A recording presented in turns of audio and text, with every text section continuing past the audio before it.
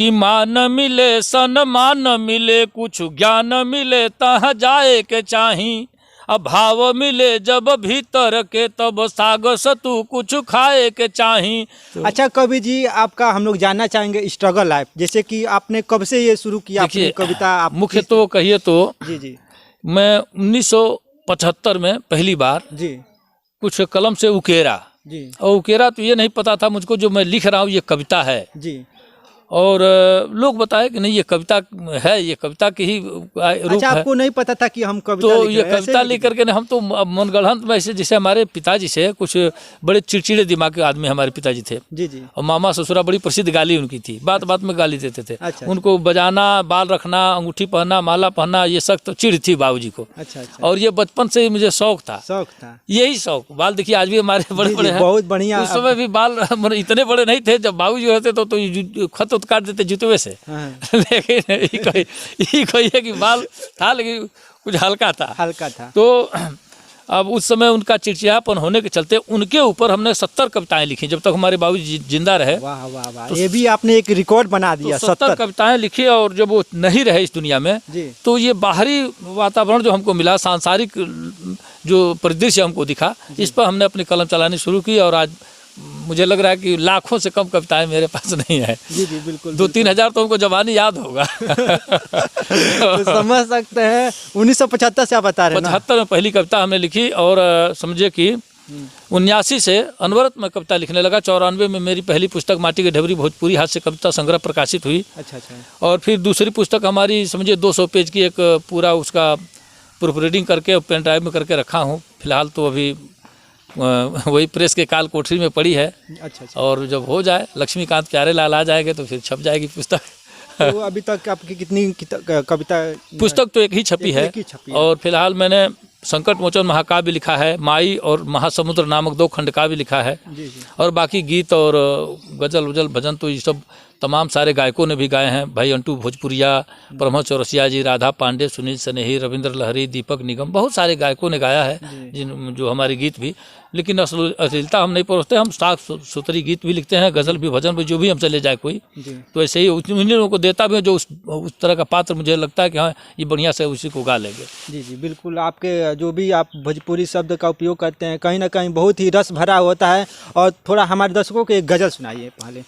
देखिए अब चूंकि मामला ये है, एक तो सस्वर में गा नहीं पाऊंगा, 2-3 बातें हैं। हाँ, लगातार 4-5 दिनों से कार्यक्रम में ही लगा हूँ, फिर अभी देखिए कार्यक्रम में ही निकल रहा हूँ। दूसरी बात यह है कि एक ऐसा समय सीमा निर्धारित इसका हो कि उस समय आप आइए तो विद्युत बैठ के आधा हमारा मन गया है। देखिए वहाँ वो गाड़ी लेके आएगा, तुरंत हमको निकलना है वहाँ से 4 व्हीलर। देखिए सर के पास समय भी नहीं है, लेकिन फिर भी हमारे दर्शकों के लिए और 2 चीज़ें गुनगुना सुनिए। 2-4 शेर मैं पढ़ देता हूँ, तहत में ही पढ़ दे रहा हूँ, सुनिए। मैंने कहा है कि जिसने मेरे चमन को उजाड़ा है दोस्तों, ये दिल उसी के प्यार का मारा है दोस्तों। मुखड़ा 4-5 गज़लों का सुना दे रहा आपको, सुनिए कैसे मैं गज़लें लिखता हूँ। मैंने लिखा कि दिले नादान मेरी जान बचाए रखना, इश्क के दौर में ईमान बचाए रखना, आज गुलशन में कोई गुल नया न खिल जाए, खिले गुलों से गिरेबान बचाए रखना। और फिर ऐसे बहुत सारी गज़लें हैं, 1-2 नहीं 50 सैकड़ों गज़ल हैं। कभी आइए तो बैठ के कई गज़ल लगातार सुना दूंगा, गीत सुना दूंगा। कभी हम समय लेकर के आएंगे, क्योंकि अभी अम्बेडकर नगर आपका कार्यक्रम है। देखिए हम लोग तैयार होकर के अब कवि जी निकलने वाले ही हैं, तो जाते जाते एक और कोई सुना दीजिए। अब देखिए सुनाना यह है, एक संदेश में छोड़ता हूँ सबके सामने।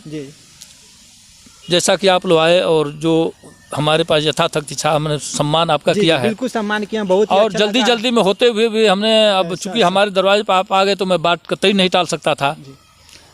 इसलिए मैं कहता हूँ कि मान मिले सम्मान न मिले कुछ ज्ञान मिले तहाँ जाए के चाही, अभाव मिले जब भीतर के तब साग सतु कुछ खाए के चाही, नेह के नीरस नेह के सागर नैनन बीच नहाए के चाही, अब प्रेमी मिले खरीदार कबो तब प्रेम के भाव बिकाए के चाही, प्रेमी मिले खरीदार कबो।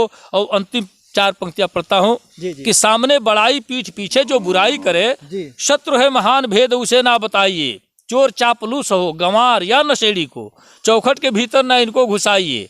आपस की बात जो बताए किसी दूसरे से, ऐसे के साथ कहीं प्रीत न लगाइए। और नाग से भी ज़्यादा विषैले हैं सारे ये, मित्र कभी इनको न भूल के बनाइए। जी जी बिल्कुल। और कहीं ना कहीं बहुत ही इन्होंने अपने जो अच्छे अंदाज में कविता जो प्रस्तुत करते हैं, बहुत ही अच्छा लगा। अच्छा, जो कार्यक्रम है, बहुत सारे लोग आपसे कार्यक्रम अगर करवाना चाहते हैं तो उस तरह का क्या? देखिए, ये अब तो हो गया है टका धर्म टका कर्म टका चौपरमम तपह जैसे हंसते टका नास्ती हाट के टकटकाए थे। पैसा बहुत कुछ हो गया है। जी जी। और आज के ज़माने में जिसको कविता का कहरा नहीं पता है, 4-5 चुटकुले मारता है तो अच्छा खासा लेके पैसा जा रहा है। जी जी। अब ऐसे में हमारी क्या कीमत हो सकती है तो मैं नहीं कह सकता हूँ, लेकिन आप लोगों के आशीर्वाद से, दुआ से बढ़िया प्लेटफार्म है। और बहुत नहीं, जैसे बहुत सारे लोग देखते हैं, सुनते हैं, तो वो लोग सोचते हैं कि हम भी भाषा प्रेमी जी को बुलाएं है। और जाता भी हूँ मैं, सब बिल्कुल प्रेम सहित जाता हूँ। मतलब किस तरह का आपका देखिए, जिस तरह से दूरी होती है जी, उस तरह से पैसा लेता हूँ। जिस तरह का कार्यक्रम होता है उस तरह से पैसा लेता हूँ। ये कल अगर पाठ के लिए मान लिया कहीं कोई बुलाता है छतरी में अपने में, तो 15,000, 10,000, 15,000 से नीचे नहीं जाता हूँ कोई। बाकी बाहर कहीं जाता हूँ 20,000, 25,000, 30,000, 40,000, 50,000, जिस तरह का कार्यक्रम होता है, जितनी दूरी होती है उस हिसाब से पैसे लेता हूँ। और सीधी स्पष्ट, मैंने चैनल पर कभी ये बात नहीं कहा था आज आपसे। हालांकि मैं ये नहीं कहा कि खुल के ही आदमी बंदा अगर कोई कांटेक्ट करना चाहे तो सर का नंबर है, वहाँ से आप लोग कांटेक्ट कर सकते हैं। और बाकी आपसे बातें करके काफ़ी अच्छा लगा। हमारे लिए, हमारे चैनल के बारे में क्या? बहुत आपके चैनल के लिए ढेर सारी शुभकामनाएं अपने संप्रेषित करता हूं और ईश्वर से प्रार्थना भी करता हूं अभी आपका बहुत आगे का भविष्य और उज्जवल हो और इससे भी ऊंचाई से ऊंचाई तक आप पहुंचिए। और जो भी सहयोग लगेगा, फिर कभी आप मिलते हैं तो विधिवत आधे 1 घंटे तक बातचीत होगी और जितना कुछ सुनना चाहेंगे जी भर के सुनाऊंगा मैं। जी। आप बांसुरी का भी जो देखिए, बांसुरी, नाल, झाल, ढोलक सब कुछ बजाता हूँ, गाता भी हूँ। और ऊपर वाले ने बहुत कुछ गुण दिया है, जो हमको चाहिए उससे कई गुना हमको दिया है। अच्छा, जो आपका बचपना था, क्या मतलब दिक्कत परेशानी से झेले थे कि? देखिए मतलब अब ये बड़ी लंबी कहानी हो जाएगी। लंबी कहानी लेकिन संक्षिप्त में बताइए ताकि जो लोग जानने वाले लोग ऐसे ही जान लें लोग कि जी जी, मुझे लगता है कि 10 साल की उम्र हमारी रही होगी, हमारी माताजी का देहांत हुआ। अच्छा अच्छा। और पिताजी को भी मरे, हमको लगता है कि 15-20 साल होते हो तो पिताजी भी गुजर गए। और बाकी किसी का सपोर्ट नहीं मिला, ना ही कोई हमारा गुरु मिला, ना ही कोई ऐसा मिला जो हमको कुछ सिखाए, कुछ करे, कुछ बताए, कुछ ऐसा करे। हाँ, ये है कि ये प्रकृति से जो हमको गुण मिला कविता लेखन का, मैं संतुष्टि पाता हूँ इसमें। मैं ये कविता मेरी उतर जाती है तो समझिए मैं श्रम करता हूँ, रात को 9 बजे के बाद जगता हूँ और 2 बजे, 2:30 बजे, 3 बजे रात तक जग के कविता लिखता हूँ। ये कविता मेरी उतर गई, जो मैं समझता हूँ कई लाखों, कई करोड़ों मुझको मिल गया। जितना कोई करोड़ों पाके खुश होता होगा, उससे ज़्यादा मैं प्रसन्न होता हूँ। ये कविता मेरी उतर जाती है तो मैं प्रसन्न होता हूँ।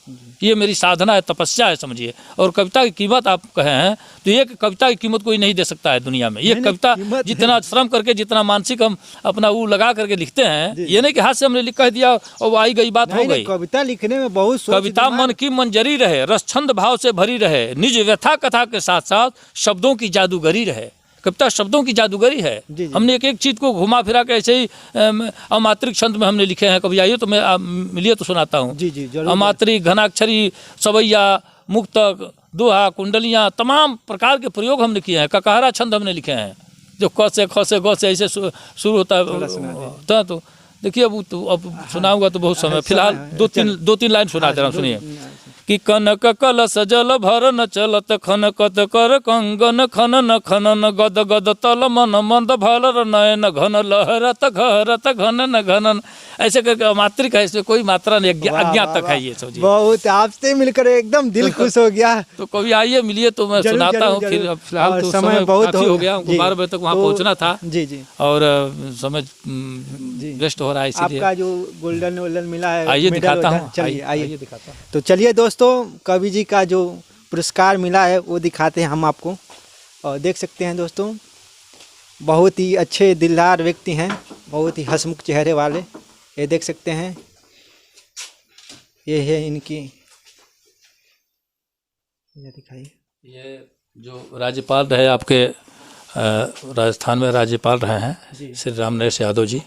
इन 2011 में रविंद्रालय चारबाग में ये मिला था रामनरेश यादव जी के जन्म दिवस समारोह में। और तमाम सारे इसमें समझिए कि ये अटल बिहारी वाजपेयी जी के उसमें मिला था, बलिया से मिला था हमको, मनियार से। अच्छा अच्छा। और बाकी के सारे इसमें समझिए कि ये जो है ये रंगून का है, हमारे सामने जो शीशा में ये पैक जो दिख रहा है उधर वहाँ पे दिखा। हाँ ये शीशा वाला, जाइए हाँ जाइए। वो शीशा में जो पैक है ये रंगून से मिला था हमको, जब कहाँ से मिला था? रंगून गए थे कार्यक्रम में, रंगून वो जगह म्यांमार। अच्छा म्यांमार। ये तो और बाकी का ये सब दूसरे देश में इसमें चला गया। दिल्ली चेन्नई से लेके कहीं ऐसा कोई जगह नहीं है जहाँ का नहीं है इसमें। यही सब मेरी दिनचर्या है, यही सब मेरी जिंदगी है, यही कमाई है, दूसरा क्या है। चलिए बहुत ही अच्छा लगा। स्नेह। तो देख सकते हैं दोस्तों, एक छोटा सा जो तोहफा मिला था आपके प्यारे लोगों के द्वारा, वो चीज़ हमने दिखाया। और बहुत बहुत धन्यवाद देना चाहता हूँ, फिर से बहुत बहुत धन्यवाद देना चाहता हूँ। और नेक्स्ट वीडियो में हम जल्द ही मिलेंगे कवि जी के साथ। तो बहुत बहुत धन्यवाद सर। जी बहुत बहुत धन्यवाद, आप सबका शुक्रिया। और एक निवेदन का, अगर आपको अच्छा लगे, केवल मुझसे मिलना ही नहीं, मेरी बातें तो इनके चैनल पर आप मिल के कमेंट करके हमको आप चाहे तो आगाह कर सकते हैं। बहुत बहुत धन्यवाद। हाँ, आपका चैनल का नाम बता दीजिए। जी मेरा बादशाह प्रेमी, बादशाह तिवारी प्रेमी, चाहे हास्य के बादशाह, कुछ भी सर्च करके चाहे तो देख सकते हैं। और जो भी सर्च करेंगे, मैं अकेला मैं ही हूँ। और एक चीज़ और कहना चाहेंगे, जहाँ भी जा रहे हैं देवरिया का नाम ऊंचा करते रहिए, अपने भारत का नाम। जी बिल्कुल। क्योंकि हम लोग देखिए विदेश में कहीं अगर जाता हूँ तो भारत का ही नाम होता है, भाई भारत से आए हैं। और भारत में हूँ तो कहीं देवरिया जनपद छोड़कर दूसरा कुछ हो ही नहीं। देवरिया जनपद में रहता हूँ तो पथरदेवा ब्लॉक आता है, और पथरदेवा ब्लॉक में रहता हूँ मेरा सकतुआ। मैं परम भाग्यशाली हूँ कि यहाँ रह करके बांसों के वन में ही ये कविता उपज सकती है। ये कविता कहीं ऐसी में बैठ करके मैं लिखता तो नहीं लिख पाता कतई जान। ये भी बात सही कह रहे हैं। तो इसके लिए मुझे गर्व भी होता है, बड़ी प्रसन्नता। हमको किसी चीज़ की कोई कमी नहीं, ना मैं कुछ कामना करता हूँ ईश्वर से भी, चाहे किसी व्यक्ति से भी कि हमारा कुछ ऐसा हो जाए। बस जितना मैं हूँ बहुत प्रसन्न हूँ। ये निःशुल्क प्राकृतिक हवाओं के साथ इसी में अपनी कविता ऐसी है। कभी आइए तो मैं सुनाता हूँ। बांसों पे एक बड़ी लंबी कविता हमने लिखी है, जिसमें बांस के 193 सामान बनते हैं। अच्छा, 193 सामान बनते हैं बांसों के, आपको बता दे रहा हूँ। अब चैनल के माध्यम से जो लोग देखेंगे सोचते रहेंगे अगली बार जब कविता में पढ़ूंगा तो लोगों तक ये बात पहुंचेगी। समझिए 4-5 पेज की ये कविता है। अच्छा, कविता में लिखा है हमने। 193 सामान बांसों के बनते हैं, कविता में इसका जिक्र हमने किया है। अच्छा। तो अगली बार आइए तो मैं सुनाता हूँ। फिर मिलते हैं नेक्स्ट वीडियो में। बाय। नमस्कार। नमस्कार।